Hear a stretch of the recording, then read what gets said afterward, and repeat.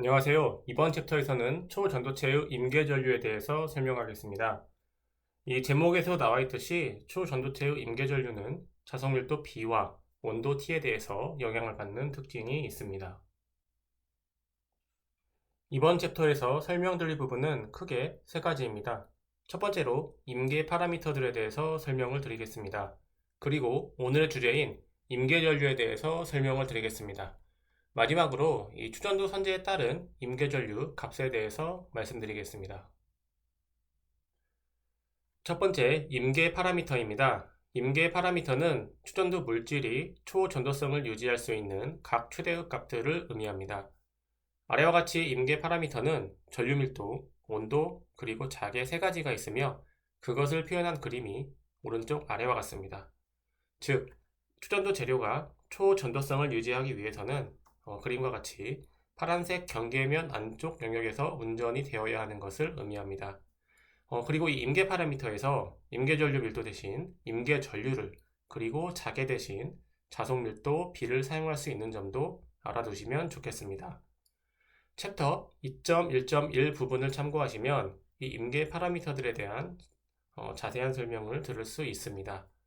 이 파라미터들 중에서 오늘 말씀드릴 내용은 임계 전류 밀도, 즉 임계 전류 부분입니다. 임계 전류는 다음과 같이 임계 전류 밀도에서 이 추전도 선제의 면적을 곱한 값을 의미합니다. 즉, 임계 전류를 알기 위해서는 임계 전류 밀도와 면적을 알아야 한다는 것입니다. 여기에서 임계 전류 밀도에 대해서 몇 가지 설명을 드리겠습니다. 이 임계 전류는 실험값을 통해서 얻을 수 있는 값이므로 반대로 생각하자면 임계 전류 밀도를 알기 위해서는 이 실험값에서 얻은 임계 전류에서 추전도 선제의 면적을 나누어야 됩니다. 그리고 추전도 선제는 아래 그림과 같이 이 추전도 순수 면적 그리고 전도성과 비전도성의 세 가지 종류의 면적을 고려할 수 있겠습니다. 이러한 세 가지 면적을 고려해서 임계 전류 밀도는 일반적으로 크게 두 가지 종류를 고려할 수 있는데, 첫 번째로는 이 순수 추전도 선제의 면적을 반영한 경우, 그리고 두 번째 전류 밀도는 전체 추전도 선제의 면적을 고려해서 계산하는 전류 밀도가 있습니다. 이 임계 전류 밀도의 보다 자세한 내용을 알고 싶다면 이 챕터 2.2.4를 참고하시기 바랍니다. 다시 본론으로 돌아와서 이 임계 전류는 첫 장의 제목에서도 설명을 드렸듯이 외부 자계와 온도에 의해서 영향을 받습니다.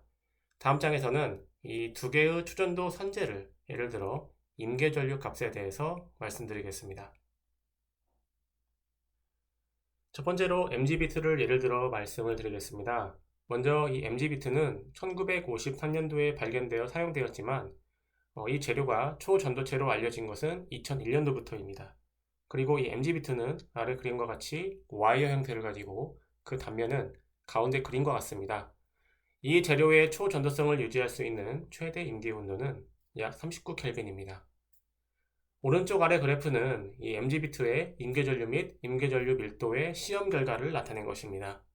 임계 온도가 39켈빈이므로 이 4.2켈빈에서 30켈빈까지의 6개의 온도 조건, 그리고 각 온도별로 외부 자기장을 달리해서 임계전류와 임계전류 밀도를 측정하였습니다.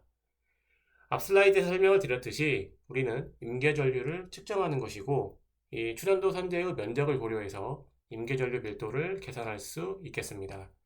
그래서 이 시험값 Y축의 오른쪽 값은 임계전류를 바탕으로 계산된 임계전류 밀도이고 여기에서 사용된 면적은 반드시 어떤 면적을 사용한 것이라고 언급을 해야 됩니다. 이 논문 같은 경우는 임계전류 밀도를 계산하기 위해서 가운데 그림에 있는 이 추전도 선제의 전체 면적을 고려하는 것도 참고하시기 바랍니다. 여기에서 우리가 이 시험값을 통해서 알 수 있는 점은 다음과 같습니다. 첫 번째로 같은 외부 자장 조건에서 온도가 낮을수록 초전도체의 임계전류는 더 높아집니다. 두 번째로 같은 온도 조건에서 외부 자계가 낮을수록 더 높은 임계전류를 가지게 됩니다. 다음으로 랩코 초전도체에 대해서 알아보겠습니다.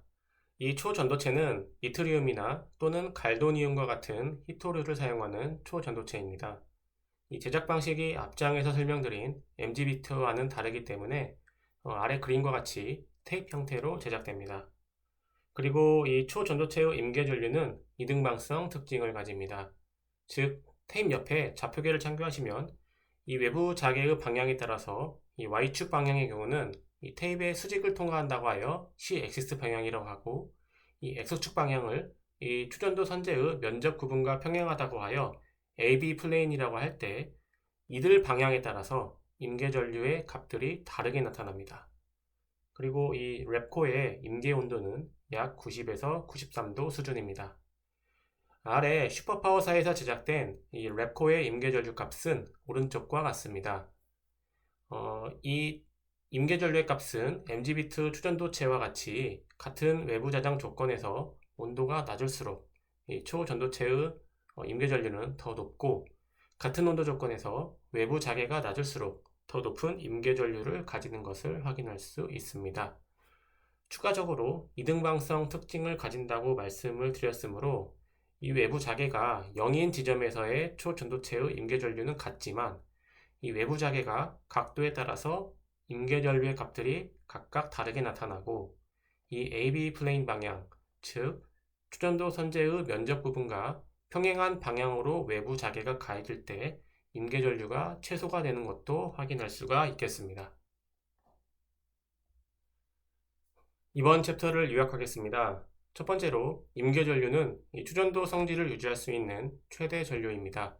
그리고 이 임계전류는 외부 자개, 온도에 따라서 변하게 됩니다.